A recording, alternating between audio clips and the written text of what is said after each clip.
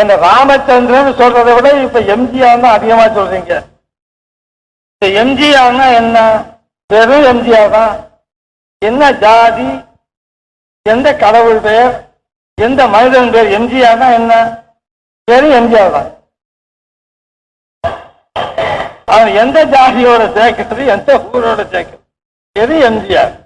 ராமன் சொன்னா ஹிந்துன்னு சொல்லலாம், அப்துல்லான்னு சொன்னா முஸ்லிம் சொல்லலாம், ஜீசஸ் கிரைஸ்ட் சொல்லலாம், ஏதாவது சொல்லலாம். எனக்கு வெறும் எம்ஜிஆர் தான். எதற்காக சொல்கிறேன் என்றால், என்னை தமிழக மக்கள் மட்டுமல்ல, மொரேஷியஸ் தீவிற்கு நான் போனேனே, அங்கேயும் அவர்கள் அப்படித்தான் நினைக்கின்றார்கள்.